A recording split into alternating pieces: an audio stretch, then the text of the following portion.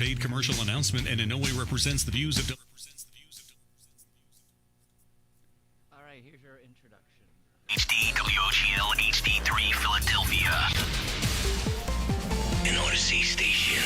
Investor Schooling Live with Phil Falcone and Larry Steinhaus on Talk Radio 1210 WPHT.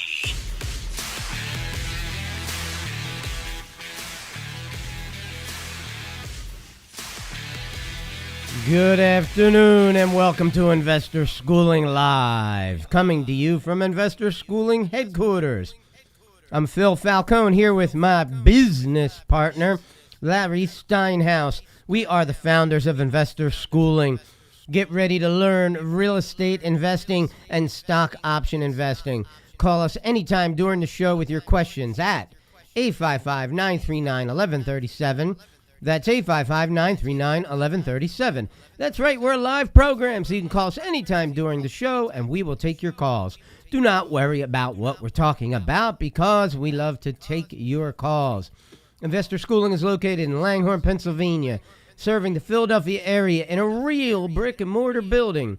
That's correct. We are local Philadelphia guys, accessible to our students a minimum of 2 nights per week. Learn this business. That's the business of real estate investing and stock option investing from people who live it every day. Larry, what's happening? Phil, I have to tell you, Phil, that I'm pretty concerned about everything that's going on right now. Again, I'm concerned. I'm concerned about the president. Well, you know what? I actually had a funny post the other day. I posted that last year we had a leader, and now we have a president again. You don't find that funny? No. Wow. I thought you find everything I say funny. No, usually the opposite. You're in a bad mood today. I can tell you're in a bad mood today. You came in here. He usually comes in here, and 20 minutes before the show, he's yak, yak, yak, yak, yak. Always talking, always talking, always talking. And today he came in. He didn't say a word to me. Are you still mad at me over Friday night what I said to your friend? No, I'm okay with that. All right, because, I insulted your friend the other night. Yeah. And I just... But that's my friend's problem, not mine. Well, that's what I thought. But, it must be something else you're mad at me for, because you got this face on all since you came in here. Look, you just said something that isn't funny, and you wanted me to laugh. I don't do that. You don't laugh at the stuff that I say? It wasn't funny. We used to have a leader, and now we have a president. I'm well aware that we have a man who stole the election and calls himself a president. Well, yeah, that's for sure. Okay? Yeah. But bringing up his name is not going to bring a smile to my face. That doesn't make you happy? No. No, it does the exact opposite. Yeah, I can understand that too. That makes complete sense to me as well. Right. Well, I'm concerned about some of the things going on. I mean, look, we got a war going on in Israel again. I mean, how did that happen? Where did that come from? Well, we've got gas prices going through the roof. We've got the economy that's about to tank, and and inflation that's insane. Well, I can explain some of that. Well, go ahead. Let's see, that the Jewish population typically votes Democratic. So they continue to vote people into office who hate them. I don't understand that either. Okay? It is the most bizarre thing I've ever seen in my life. A lot of Jewish people that I know are against guns. Yet they were almost wiped off the face of the earth in the 1940s because they didn't have guns. Okay, so ask me to explain some of the most ridiculous trends is a very difficult thing. Yeah, I totally get that. I totally get it. I don't understand it myself. But anyway, it's funny. We tend to go into the politics arena because it really affects investments and affects the stock market and affects real estate.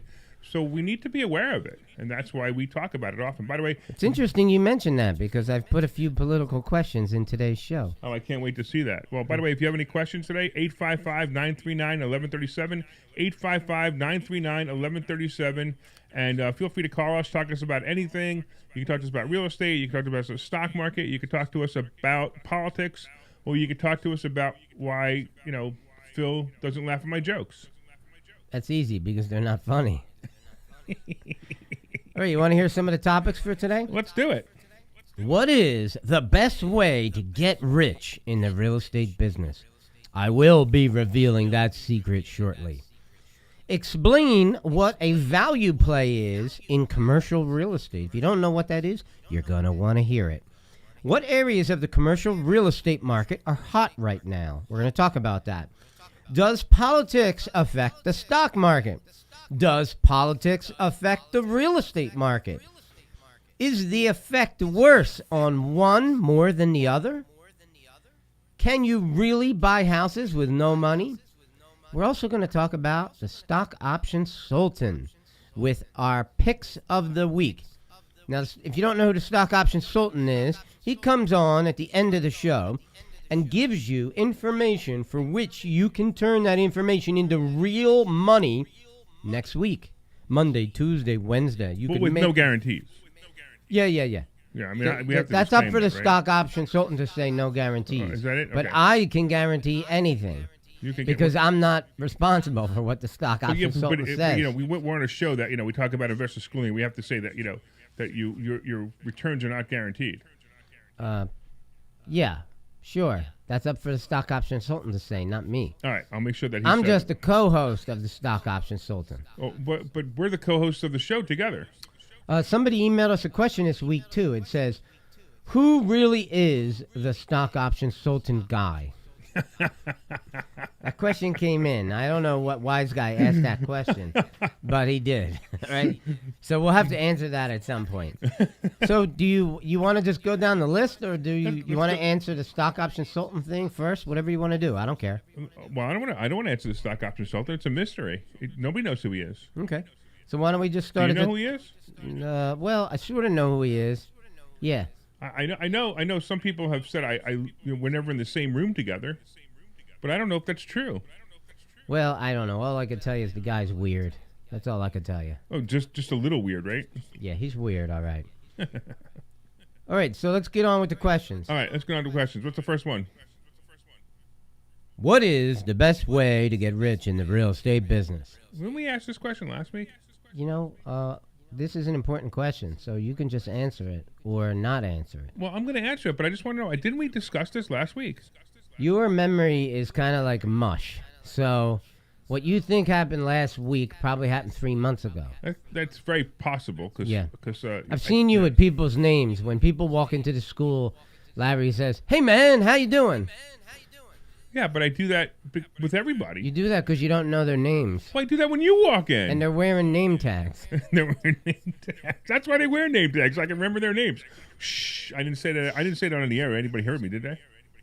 All right. All right, So the what do you best think way is to the get best rich. way to get rich in the real estate business? So really, the whole concept of getting rich is to save. They say save money, which is a silly thing to say, but the reality is you're saving money when you buy real estate and you start to pay off the mortgage and the houses go up in value.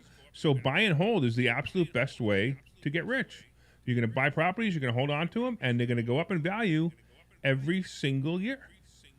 And the truth detector says, bingo! Ding, ding, ding, ding, ding.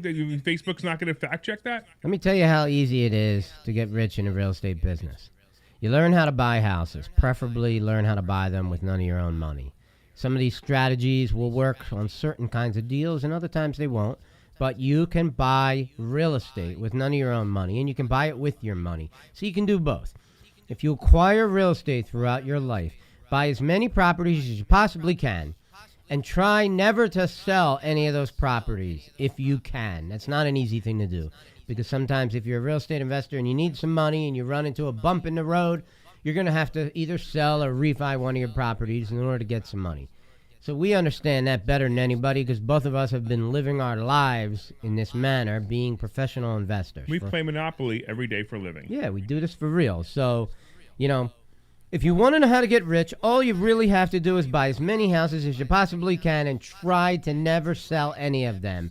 And I promise you, you will end up being a deca-millionaire. Yeah, but Phil, house prices are going up every single day. How can I buy houses now? Well, because maybe right now it is difficult to buy houses, but trust me, that won't last. But I don't even think it's. I don't think it's difficult. I don't think it's impossible. I think not difficult is impossible. the right word. It is slightly more difficult right now because of the current environment, but I can assure you that over the next year or so, things are going to change, and the opportunity to buy lots of real estate is going to be available. That's true.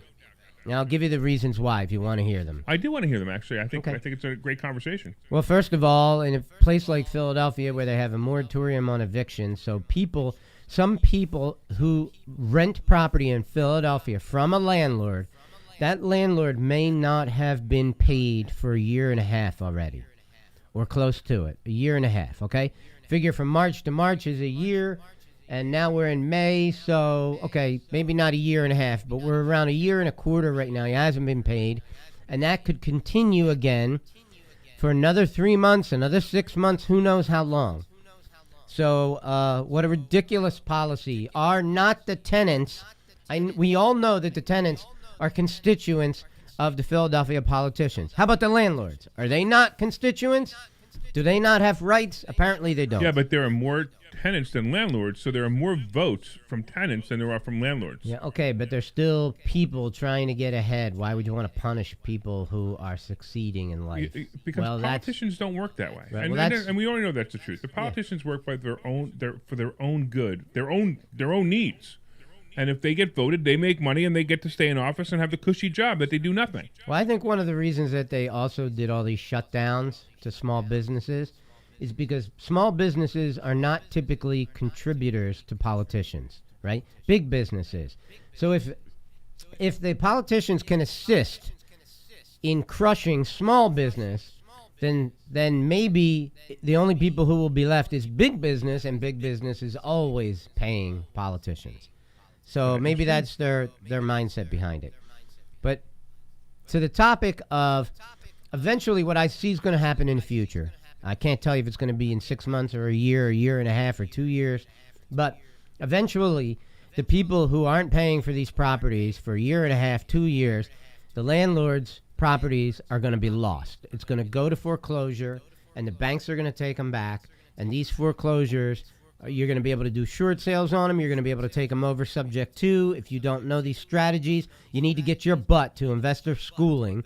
InvestorSchooling.com, 7 p.m. this Thursday night. I'm officially inviting you right now. This is a free class. InvestorSchooling.com, Thursday night, 7 o'clock. Get your butt to Investor Schooling, and we can promise you we'll teach you something about real estate on that evening. Okay. All right. Want to Now go to the what? next question? Let's go to the next question. Explain what a value play is in the commercial real estate industry. So it's interesting. I read that question earlier, and I really don't understand the question. What do you mean by a value play? I read a book by a real estate investor, and he had a significant portion of his book applied to what he calls the value play. Okay. All right. So, for example, let's just say a value play that I've done myself. I owned a 7-unit, what we call garden variety apartment building in Trenton, New Jersey, right next to the Delaware River. Now, this 7-unit building, we call it a garden variety because it's kind of apartment building. When you walk in the front door, you walk down half a flight of steps or up half a flight of steps. All right. So the lower level isn't really the basement. The lower level is half under the ground, okay? But the windows are right at the ground level. Yeah, I've seen okay? a lot of Okay. units like that. I know Right. exactly There's what a you're lot talking of about, units too. that were built like that in the 60s and 70s and 80s, and it's a very common design that really doesn't necessarily have to be changed. It's pretty simple. For an apartment building, it works great. And one of the problems I had with this apartment building when I bought it, there was this massive oil-burning heater in the unit. And the landlord, at the time I bought the building, the landlord was paying for the heat. The heat was included with your rent, okay? And what happened there was it was costing me almost $7,000 a year. I believe the actual number was $6,800 a year in oil costs just to heat the building, right? So what I did is a value play that I got from this book, which was written by a guy named Steve Burgess, Berges. And Steve Burgess said what you have to do with a building that, there's possibilities to make revisions to it and improve the bottom line. Here's what you do. So this heater was on the fritz. This thing was as big as a Volkswagen. It was huge. And I knew it was going to cost me like $10,000, $15,000 just to replace the heater. So I did something really interesting. I ripped the heater out completely. But then wouldn't the tenants be cold? Well, I did it in the summertime. And Okay, well, that's good. Okay, and this unit had this unit would use oil to heat up the water in the pipes and push the water throughout all the radiators in the building, right? I ripped out all the pipes. I ripped out the heater. I ripped out all of the radiators, the old radiators that were in the building. I brought an electrician. So that was really just waste costs, throwing out the old heater and all the pipes and everything and all the radiators. Just throwing it all out, right? Labor to remove it. That's all it cost me. Then what I did is I brought in an electrician to upgrade every electrical panel in all 7 units. And they bumped it from, at the time it was built, they were like 60 amp units, and I had them bumped up to like 150, right? Or 200. And then what I did is I put electric heaters, hydroponic electric heaters that have gel running through a pipe. And you turn these heaters on in each room. So there's one in the bathroom, one in the living room, one in the bedroom, one in the kitchen. That's it. 4 of these heaters did not cost a lot of money. You could buy these things for maybe $500 a piece, right? Had my electrician wired all up. I covered up all the drywall where the radiators were, where all the pipes were removed. And the beauty of all this, when I was finished, not only did I not have to buy a new heater, but now my tenants were paying the electric for the heat themselves. So I completely saved myself $6,800 in a year in oil cost. Plus, I no longer have to pay for the heat. The tenants were paying for it. And here's an interesting thing. Not a single tenant moved out of the building, and not a single tenant confronted me on the fact that I was paying the heat and now they're paying it. That's actually fascinating. I'm kind of the last part of that story when you said that not one single tenant moved out. That's fascinating. And nobody confronted me either. And nobody confronted me about it. Right? Well, you had one heater in the entire building, right? One big heater. That's all I had. So I actually wonder if they actually were very happy about this because now they can control the heat from their own unit. Well, maybe they were. So it probably would be better. Nobody complained. So let me ask you something. So I removed all this stuff. The cost to fix up, to bring all the circuit panels to be upgraded and put in all the heaters and install all that stuff, it was $15,000, right? Yeah. So I saved that money. In 2 years, Yeah. I recouped all that money. Plus, you added value to the building itself. I mean, Big time. I mean, if you separated the utilities, it's clearly adding. I mean, it had to add $50,000 to the value of the building instantly. And as a matter of fact, I sold the building in 2018, if you remember, and I did get a number significantly higher than I paid for it. That's fantastic, man. That's awesome. Right. Yeah, so you're right. That is a really good play. Now we have some people out there. They would say, well, Phil's rich. He could buy a building and he could upgrade heaters and stuff like that. How do you expect someone who's new at this business to go buy a building? First of all, was it a 6-unit? Is that right? 7-unit. It was a 7-unit. What's that? There were 3 studio apartments. No, but I know a 6-unit is a hexaplex and a 8-unit is an octoplex. I don't know is it what. a septiplex? What is is that it? Yeah, something like I that. think it's a septiplex. Yeah, because you can't call it a 7-unit, Phil. You got to call it a septiplex. Anyway, so somebody buys a 7-unit building. They got to buy a 7-unit building. Then they got to renovate it. How do you expect them to do that if they're a brand new investor? Okay, it's called common sense. So when I look at a building today, right, what I'm looking for is where there's waste. Waste as in I got this old jalopy of a heater that takes up enough space to put like a Volkswagen in the basement. By the way, when I took that heater out, I couldn't believe how much extra space I had. I picked up enough square footage I could have made a small studio apartment. Now, it would have been illegal, so I didn't do it. But it could have been another unit. It could have been, right? So, but anyway, when I look at a building today, what I'm looking for is potential value plays. Things that don't make any sense, especially things that the landlord is paying for. I see this all the time, like in the mobile home park business. In the leases, it'll say the landlord pays the first $100 of electric. And my first question would be, why? Yeah, sure. Why? Why do I pay the first $100 of the electric? And you can bet if I buy that mobile home park, those leases will be changed immediately because I will not honor that. Okay? I'll simply all mobile home parks typically are on month-to-month leases anyway. That's because true. these people are, let's just say, the kind of people that might roll out in the middle of the night. So by keeping them in month-to-month leases, it gives the landlord some flexibility. But hold on, but I think you misunderstood my question. My question is, you have somebody who's a newbie. They have no money. They have maybe $10,000 to their name, and you're now telling them to buy a 7-unit apartment building and also then renovate it. How can they do that if they only have $10,000 to their name? Well, first of all, when I'm talking about commercial real estate, I'm not really talking to newbies. I don't think okay. somebody should start buying an 7-unit? apartment building or a mobile home park or anything like that. I think you should start buying something like a duplex and learning how to become a landlord. Okay, so they buy it, and that's true. That's one of the biggest things that we need to teach people is how to become a landlord. Because you've heard these stories over and over again. This happened and that happened and that happened and that happened. I don't care, whatever it is. If you're not managing your tenants properly, you're going to have problems. And we're going to teach you how to manage your tenants properly too, which I think is really important. What we do at Investor Schooling is how to manage tenants. We had a student come to me the other day, and they said, "Well, this couple got into, they're moved in together for the first time 3 months ago." By the way, when a couple moves in together for the first time, expect this text message or email from every single one of them. I think me and my boyfriend are breaking up. I need to get off the lease. I'm going to tell you what the answer is to that. I'm really sorry to hear that. And if you don't want to renew it after the 12 months is over, that's okay with me. Of course, a lease is a standing thing that has an expiration date, and you don't let anybody out of that. Right, and then the only other exception would be, yes, if you find someone to replace you who qualifies. So sometimes they may say, hey, the guy was cheating on me, and his new girlfriend's going to move in. Well, if she has credit as good as yours and she makes as much money as you, we could sign a new lease with her on it. I have no problem with that. But until then, I'm not releasing you from the lease, and that's an important thing to do, is not release people from their leases unless you have someone to replace them and make them find it. But so tenant management, very, very, very important. What do you think, Phil? Of course it is.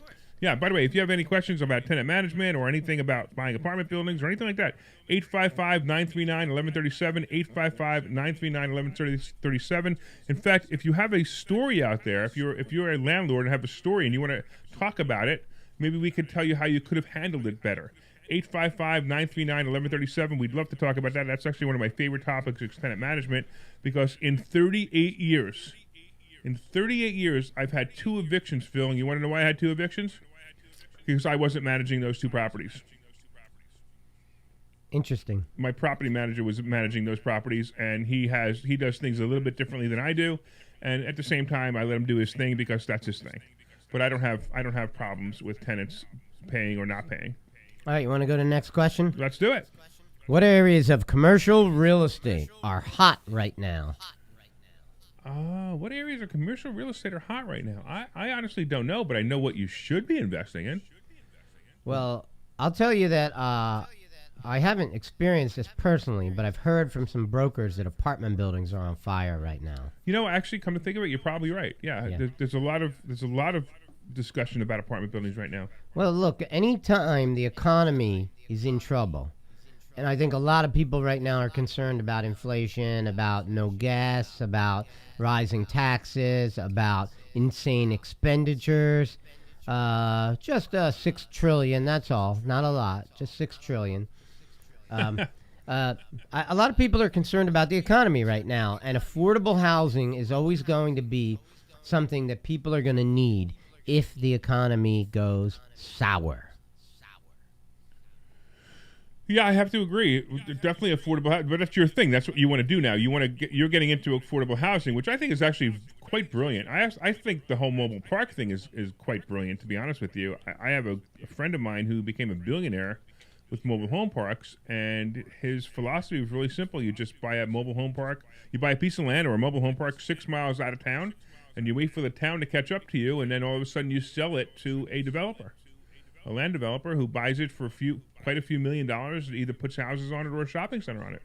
That's always a good exit strategy if you own a bunch of land. Yeah, absolutely. And mobile home parks are a great way to own land and make money on it. Because we had this conversation last week about owning land and why owning land is not such a great idea, because you immediately have expenses, you immediately have taxes, you immediately landscaping. You have grass cutting, you have all the things that you don't want to do, and it doesn't make any money.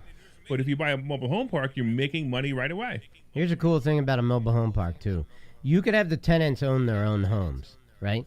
Even if you provided the home for them and you gave it to them and you said, you're going to have to pay me $500 a month lot rent and $500 a month rent for the house, right? And once you pay me X amount of dollars, you can now own this house. So you do like a seller financing deal with them.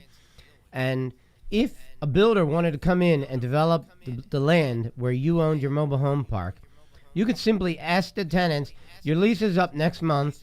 Please take your mobile home to another park. The people roll out of Dodge with their homes, and you provide the builder with a perfectly vacant piece of land. And the eviction is different in a mobile home. Is that correct? It depends. In Florida, it's only a 3-day notice, which is amazing.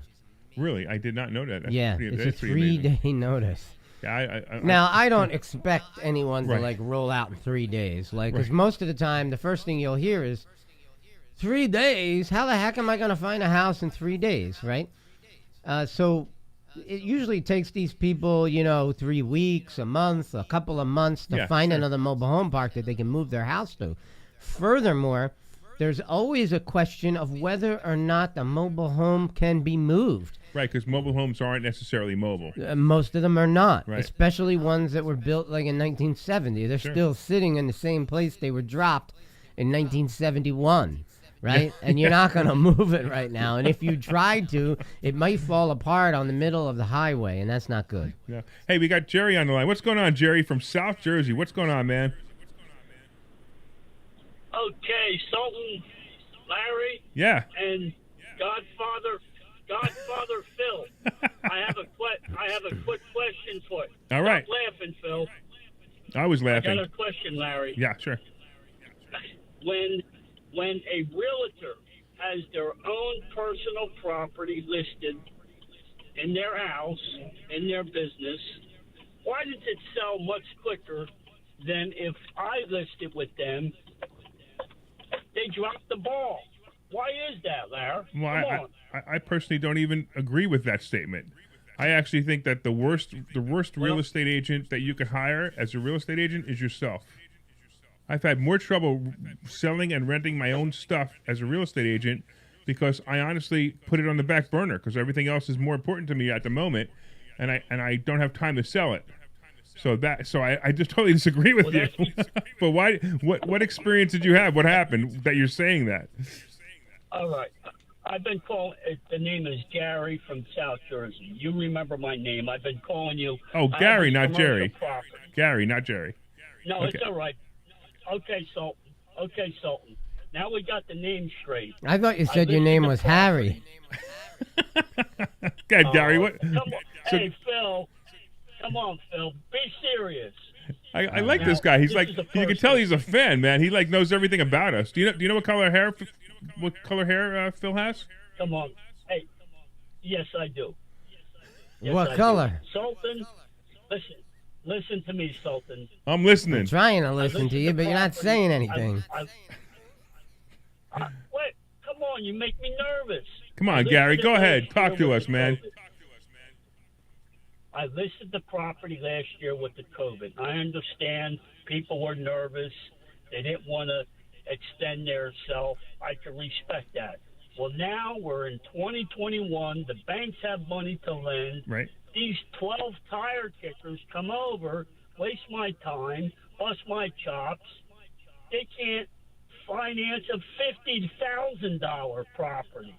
Now, why in God's name can't the broker screen them on a commercial property as a residential? They said we can't. We're not allowed to ask them did they get pre-qualified. Well, that really ruins me. It wastes Hey, my Gary, time. Gary, we're on the air, man. We're talking to thousands and thousands of people, and you're whining about one little particular thing. Why don't you give me a call during the week, and we can see if we can help you with this? Because this is a pretty complex question and pretty complex answers as well. I got a better idea. Why don't you get your butt to investor school Yeah, this Thursday night? Why aren't you here on Thursday? 7 o'clock Thursday night. Get your butt here. You're a big fan, man. We need to see you here. If I could break away from my summer seasonal ice cream walk-up stand, I would. But I Bring us can't some ice because I cream. Can't get help. Bring us some ice cream. What do we got to I know do? I Send will. somebody to pick you up? Hey. No. Listen, Tutti Frutti. I'll bring you Tutti Frutti. How's that? Who's Tutti Frutti? Hey, Phil. Sultan, don't say that. I don't like Tutti Fruities. I like the Chipwich sandwiches. I like plain vanilla. Okay, fine. All right, Gary, come End to the school, man. conversation. Gary, we'll see you Thursday Yeah, night. come to If you school don't, or- if you or- don't come yeah. to the school, we're gonna send somebody down there after Yeah, you. or call me during the week and we'll talk. Cause it's not, you're very complex stuff, but we appreciate you being a fan, man. All right, what's next, Phil? All right. So in commercial real estate, just to finish up on it, what's hot right now? I'd say anything that's affordable housing. Anything that's affordable housing. Well, so but obviously ice cream places aren't hot right now because he can't sell his. is he trying to sell his ice He's cream trying to sell his stand? ice cream place. Yeah, he's got an ice cream store with got some other buildings. Well, I've spoken to him a couple Gary, times. next time you should call Larry because Larry loves ice cream. All right? Too. Yeah. Well, I'll tell you what, I do too, but I've got more willpower than Yeah, Larry has. and by the way, there's no possible way you're going to win that contest next week. I saw the picture of Stone on Facebook. Phil, if you can't even come close, how could you? I don't want to hear that kind of talk. Yeah, just so you know, Phil's going to Florida next week or the week after, whatever it is, and they're doing a contest of who got the best body, and his son has a picture on Facebook. His son looks like Arnold Schwarzenegger, and Phil looks like Danny DeVito. Well, then we're twins. Yeah, exactly. Okay, so does politics affect the stock market? Yeah. Does politics affect the Would you stock like to market? tell us a little bit about that, Mr. Larry? Yeah, so it's the oddest thing. Yeah, well, obviously politics does affect the stock market. The weird part is sometimes it doesn't. Sometimes the stock market is just completely removed from politics. It was January and February, and maybe part of March, April. There was a little bit of sign, but I see it happening now. I see the signs now of politics. I actually see the Biden effect kicking in now. I wish I would have saw it about 4 weeks ago. Yeah, me too. I agree. It happens very quickly. One of the things about the difference between the stock market and real estate. Real estate, when we go from a buyer's market to a seller's market, it goes kind of slow. So you can actually watch it happen, and it goes kind of slow. The problem with the stock market is when it goes from a buyer's market to a seller's market, or a bear market to a bull market, it goes so fast sometimes that you miss it, or that you get caught in it. And we got caught in it. We got caught in it pretty bad. So right now we have a transitioning going on, and that's what I said before. But as far as politics go, yeah, we got some politic problems going on. Clearly we have a different a different administration. I mean, clearly it's different, and it's going to affect many things. I mean, Different is a very nice way of referring to it. Yeah, well, I'm trying not to. Just for the explanation, I don't want to be political. I don't want to be not political. I don't want to be, I don't know, matter of fact. But unfortunately, it's the reality. The reality is we're going to have a problem, and we're going to have a problem soon, and it's going to affect us soon. Also, I have to tell you, though, the stock market has been on fire for so long, 12 years, or maybe 10 years, 11 years. It's way due for a correction, So it's coming, and it's going to come really fast. I said it last week. I said that the NASDAQ and the Dow were moving like super fast up and down, and the S&P was moving really slow. And I said last week, that the S&P was going to be a put play, and sure enough, the SPY, which is the S&P ETF, was a put play, and it was a momentary put play, but I believe it's a put play again. In fact, I loaded up on it on Friday because I believe it's a put play again. I think we're going to still have a 200-point down S&P day one day, and I say in the next 45 days it's going to happen, probably sooner than that, maybe this week, maybe next week, but it's going to happen, and it's going to be a great time to make money on a SPY put. And we're moving towards puts because I really believe that the market is done. It's finished. And it's okay. It's not that the world's coming to an end, and it's not that the economy's coming to an end. It's just that we're going to have some foreclosures. We're going to have some people who've lost money in the stock market. The 401k is going to turn into 201ks again. 2008 is coming. What we experienced in 2008 is coming again because we're in 2006 right now. We have all that money flowing in. and we have people paying ridiculous amounts for houses, it's just going to be a problem. Well, let me ask you two questions at once now. Sure. Okay, so the next question is, we just talked about does politics affect the stock market? The second question is, does politics affect the real estate market? And the third question is the effect worse on one more than the other? The effect is going to be worse on the stock market than it will be on the real estate market. Yeah, I totally There's absolutely agree. no doubt. Yes, there's no doubt. The effect on the real estate market is going to happen, and I think you hit it before. The people are going to stop with the moratorium on evictions is ridiculous. By the way, how does the CDC have the right to walk in and say, "Yeah, we're going to change contract law overnight because of coronavirus"? Like, I'm okay with understanding the concept behind it. Whether I agree or disagree, it doesn't matter. I understand the concept behind it, but you can't just walk in and say, we're changing contract law. The contract that you signed is no longer valid. We're now dictating it. That's beyond any reason at all. However, what they did was then they said, the government said, we're going to step in and we're going to give landlords loans. We're going to give them EIDL loans. Most landlords didn't know how to do it. We taught how to do it. And actually, it was one of the greatest things we did was we taught people how to get their EIDL loans, get these low interest loans from the government to help them recover from their tenants not paying. It was fantastic. And then you got people who have the deferment on their payments. That's insane. And we talked about that last week as well. The deferment on the payment is going to hurt the economy drastically. In about 6 months from now, you're going to have people starting to make their payments again, and they're not going to know how to do it. And that's why it's going to take about a year to 2 years before it all kicks in and the foreclosures are going to start happening again. Yeah, I never understood the logic behind that. Why would you want to offer people to not make their payments knowing right well that you're going to be causing more foreclosures? Okay, so here's why. Here's why I believe they did it. And I believe they did it because in 2008 it happened so fast that there was disasters. The banks were all being blamed for the problem. So this time they want to say, look what we did. Look at this nice thing we did. It can't be our fault this time. And that's why they did it this time. They did it so it wasn't their fault. And it was right around 2009 or 2010. I can't remember when it was, when I remembered the banks said they were going to slow down foreclosures.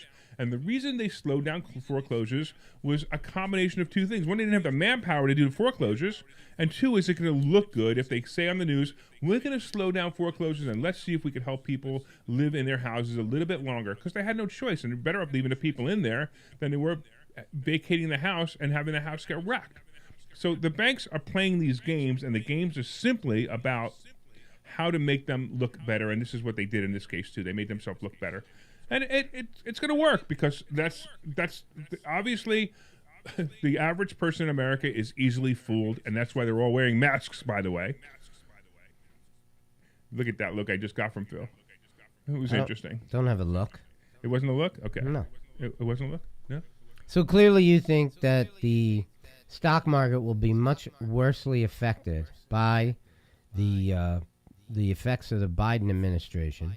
Oh, there's no doubt. Than real estate will. There's no doubt. But I'm going to just to say it, if Trump was still president, we would still have a problem, and it partly caused by Biden moving in is going to make the problem worse. Yeah, well, really, the real estate market will probably have more of a negative effect coming from the local governments like Philadelphia. Well, Philadelphia, it's how dumb can the government be? They want to have their houses all wrecked in Philadelphia. They're basically saying, hey, if you're an investor, please don't invest here. Please don't bring your money here. Please go somewhere else with your money. We prefer the wrecked, burnt-out houses that are on the streets the way they are because we don't want gentrification. We don't want gentrification because gentrification is racist. Well, if it wasn't for gentrification, we'd all be living in a cave. Hey, I got an idea. Before we go to the next question, why don't we go to a commercial break? Oh, I'm getting too hot. Is that it? No, we just haven't had a commercial break at all. All right, bring us out. Hi, I'm Phil Falcone from InvestorSchooling.com. I'm inviting you to a complimentary class in Langhorne this Thursday night at 7 p.m. I will teach you how to buy ugly houses and make... Hey, Larry? As a bonus... For your out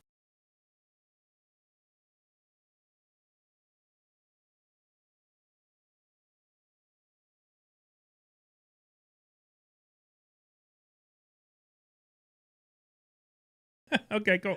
I mean, All right. yeah, we're good. This Thursday night to learn about. Oh, as a side note, completely sort of unrelated, but how to pronounce my name. Think of, like palm trees. You know palm trees? Yeah. That's how you pronounce the first part Palm of my trees? last name. Like, Almquist. That's what I did. Yeah, I got it. Yeah, I'm just telling you. I know how to pronounce your name. Hey, everybody know. on Facebook, Some people don't. make sure you pronounce Phil Almquist's name the right way. Hi, I'm Phil. Yeah. It's the little things. Executive Center in Huntington Valley. I mean, I got nothing else, so I'm going to tell you this. Yeah, I'm sure okay. you've driven past Street Road, and we have 47 offices in the prestigious address of Huntington. I have offices starting at $5.95 a month. You're probably wondering, Phil, what do I get for $5.95? So, Larry, if Phil's going to Florida, when's your next trip? We'll talk about that in a Telephone minute. man. on the deck. All right, cool. Because my next trip is my next big one is by plane is to Denver in September. The Denver. calls to you. Yep, Denver. Wow. Is ABC Painting Company? That sounds hey, like a ABC really Painting exciting Company. How trip. can I help you? Would you like Yeah, I'm looking forward to it. phone? You could be home sleeping on your couch and I'll So everybody patch the on calls Facebook Live right is listening you. to our What else conversation do we right give now. you? We give you the Well, So say hello to everybody on Facebook About- Live. Hi, how you doing? UPS service, you name it. All of the utilities, cleaning service, and best of all, we give you free coffee. Get yourself to Executech Suites. Phone number is 215-942-7701. 215-942-7701. ExecutechSuites.com. Hey, it's Larry Steiners from InvestorSchooling.com. Hey, listen, one of the things we teach at Investor Schooling is stock options. Did you know that you can make 50, 100, 150% returns every year trading stock options? Yes, I know there's risk, but I'm going to tell you right now that some of the things we teach will help you mitigate that risk. Could you imagine when you look at your return and it shows 100% returns? You will be really happy. Come to a class this Thursday night at 7 o'clock. You can RSVP at InvestorSchooling.com. Our headquarters are in Langhorne, and you will learn stock options trading. Of course, you will also learn real estate investing. Come to InvestorSchooling.com. We will see you there Thursday night.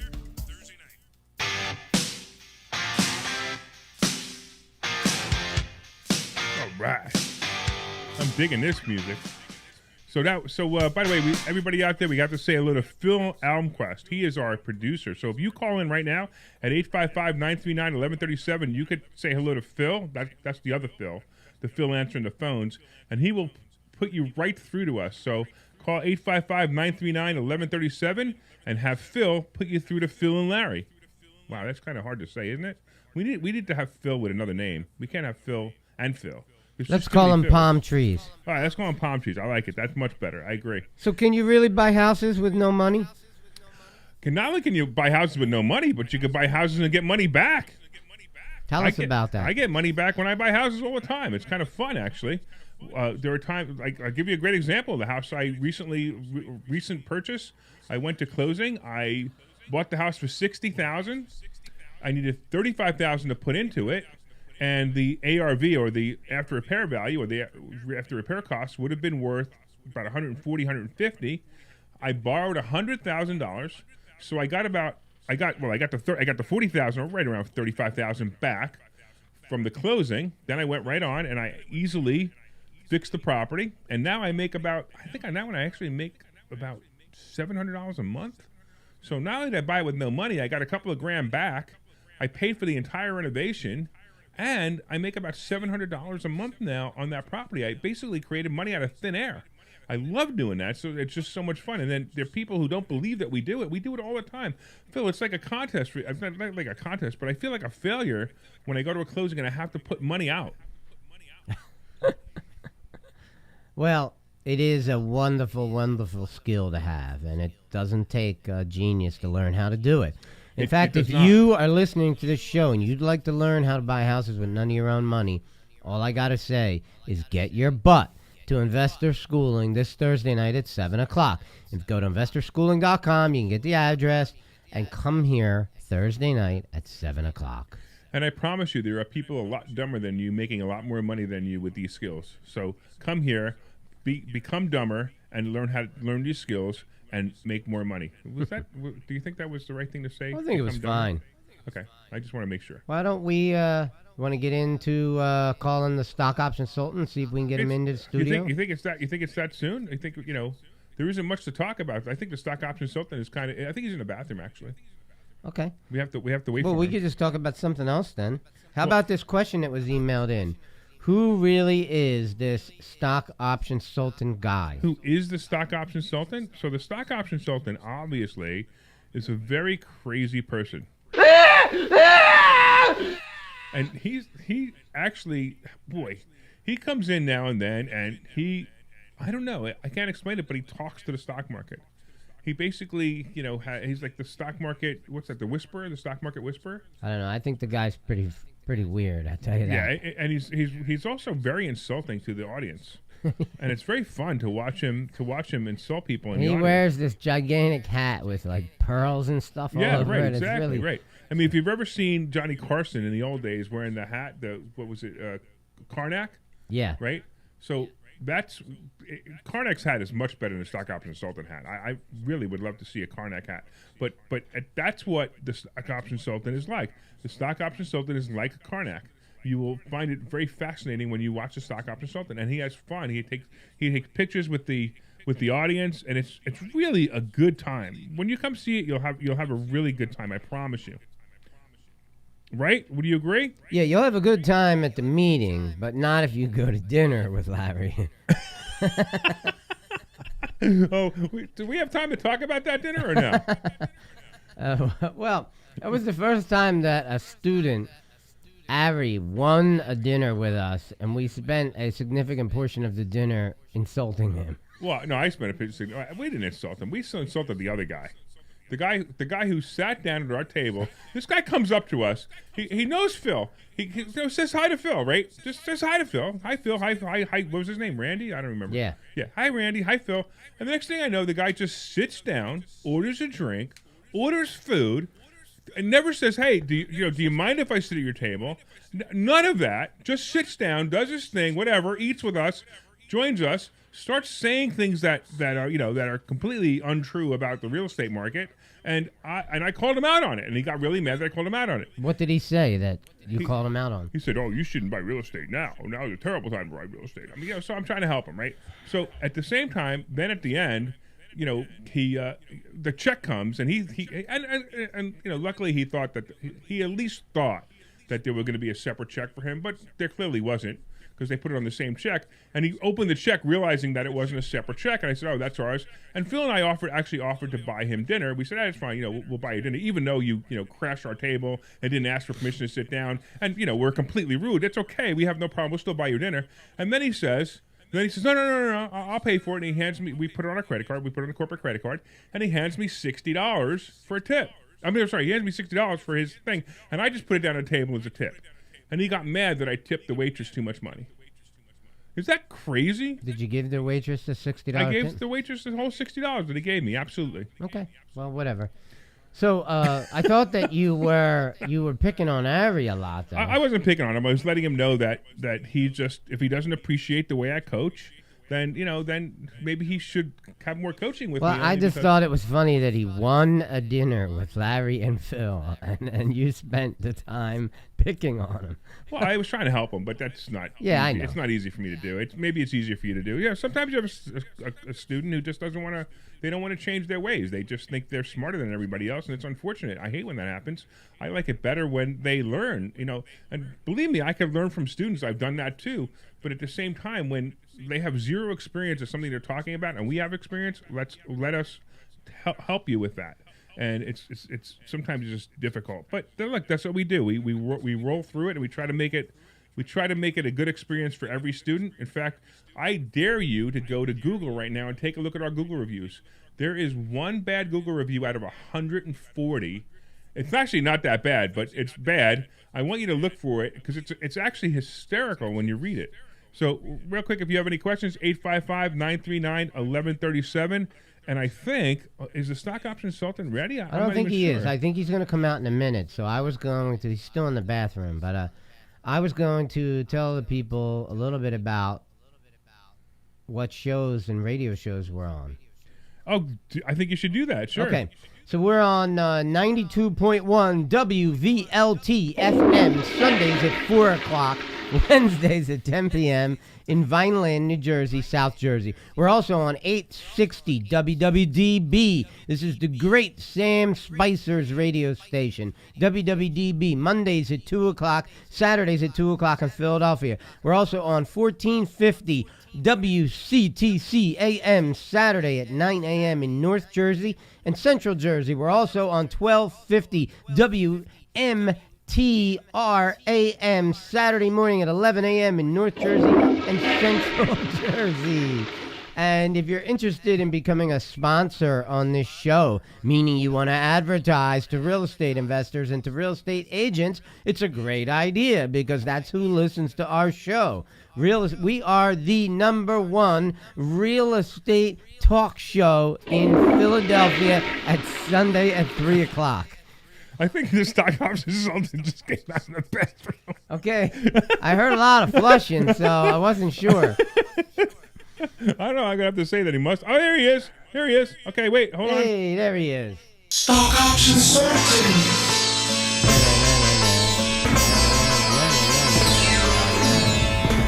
Stock option sultan. You know, I think on Facebook, the people on Facebook are going to know who the stock option sultan really is because, unfortunately, you know, we didn't change outfits. Well, you better start doing that. I know. Otherwise, you're going to be... I think we have to do that from now on. All right, here we go. So I'm going to tell you, I got a feeling tomorrow's going to be a really bad day. And here's my indicator. My bad day indicator is I'm watching cryptocurrency tank. Bitcoin just hit 45,000. Ethereum just hit 3,400. That's not good. That is usually, sometimes it's a tell, and I believe it's a tell for the stock market tomorrow. Be honest with you, I'm really hoping for a major crash tomorrow because I've got a bunch of S&P puts, and I'm gonna be really happy to see that happen. But at the same time, you know, I'm not happy when the stock market goes down, unless you know. Well, if Bitcoin's at 45,000, that's starting to get attractive. Yeah, and actually Ethereum, I like Ethereum at 2,500. If it goes to 2,500, I think you should buy a whole bunch of it. You know, I have it. I'm sitting there with it right now. I've got 3 coins or 3.5 coins.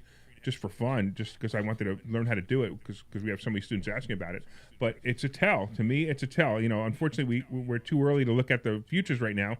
But I think the market's going to be bad tomorrow. I really do, just based on that information alone. So we'll wait and see. We'll see how it goes down. I mean, you saw that Friday was an incredible day. Zoom took off, of course, and you know. Unfortunately, I got scared out of it earlier. I'm telling you, every once in a while, it gets a little rough. Even the rules that we have, it gets a little rough to follow. Facebook is a put play. I believe it's a put play again. And at 320, it'll be a put play. But I even think it's a put play now. So if it stays at 317, I think it'll be a put play. Play it down to about 302, and you'll be fine. You'll make some money. I actually think it's a call at 285-ish, you know, that kind of range. It's 285, and if you're a day trader, we don't teach day trading, but if you're a day trader, 297 to 305 is a perfect day trade for Facebook. If it hits that day, if it hits 295, you'll hold it for a day or two, and you'll make some money on it. Apple is kind of unattractive on either side to me at the moment. 135, I believe it's a put play, and also I'd like to see, like I said before, I'd like to see it in the 1-teens to be a play for. To be a nice stock option play. If it hits the 1-teens, I think it's going to bounce back. I also, by the way, I think I've told you this before, I still think Facebook's going to hit 350 by the end of the year, but I also think it's going to hit the 280s. I say 280, but I want to say 280s before it hits 350 by the end of the year. And again, 280s is an all-in play. It's going to be a great play. What else? What's something? Zoom is making me crazy. Really is making me crazy. It is one of the most volatile stocks you can ever play. When Zoom goes down 10 points for a day, jump on it. I mean, I did this 3 times this week. I missed one, but I did it 3 times this week, and it was just a crazy play. And I was buying it in the rules, and I was selling it real quick. I mean, I made a few quick bucks on it 3 or 4 times, which is fantastic. But at the same time, you know, we're still trying to make up for some bad losses recently.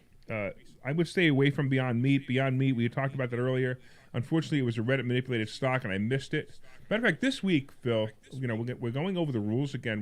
We did part 2 to the rules. By the way, if there's ever a time for you to come, now is the time for you to come. This Thursday, go to investorschooling.com, and we're going over the rules in which we trade stocks with. I'm also going to go over, if there's time, and I believe there will be, I'm going to make a new set of rules. It's a separate set of rules on what to look for when you're picking a stock. So this is really an important thing. So it's going to kind of be like a checklist of what you should look for when you're picking a stock that you're going to invest in or a stock option that you're going to invest in. The rules are very similar. So I think it'll be a great thing for you to learn. And if you've never been here before, you come for free. So it's investorschooling.com. You go there, RSVP at investorschooling.com, and you'll be able to come for free. If you're a student listening, you definitely want to be there on Thursday as well for the same reason. All right, what else we got going on here, Phil? Wait, Ethereum just hit 3,400. Wow! Like while we're sitting here, it hit 3,400. So it's going down fast. Of course, it's because I added to some of my position this morning. That's why. What else we got, Phil? What's something you want to hear about? Well, if you come out on Thursday night to investorschooling.com, you'll get the address off the website, and you can save a seat for yourself. That is a free class. And if you behave yourself at that free class, you will be invited to possibly a second class. And that class is complimentary, right? That one's a complimentary class. Right. Yes, it's complimentary to the free class that you already received. Yes. And we want you to come out and see what we do here. So we do not do a sales presentation for you. You are being invited to an actual class that we are having for our students who paid to be there. And after you get to see one of our classes where we teach about stock options and real estate investing, then we're going to come back and we're going to have a mastermind meeting. And you'll be able to see the way that we communicate with our student base, which is far more students than can fit in our building. And a number of people will be on Zoom, a number of people will be there in person. And you can attend our free and complimentary class and see what it is that we do here. And then if you decide that you'd like to be a member of Investor Schooling, you just let us know, and we'll talk to you about it. Exactly. The cool part about us is it really is you're auditing a real class. You are not. And matter of fact, we have this rule. If somebody comes to us, if they've never been here, if they come to us the first time on a Thursday and say, hey, I just want, here's my credit card. Sorry, you can't join. You're not even allowed to join. Yeah. Because you need to, we want to make sure that you fully understand everything we are and what the commitment is, because, we don't want to just take your money. We want you to learn things. We want you to not only make your money back, but 10 times it, if possible, what you paid for the school. And there are some people who have done that. So we want you to have that opportunity. All right, Phil, what do you think? I think it's time to take us out. I think we have enough time to say we out of here. This program is a paid. All right, you're done.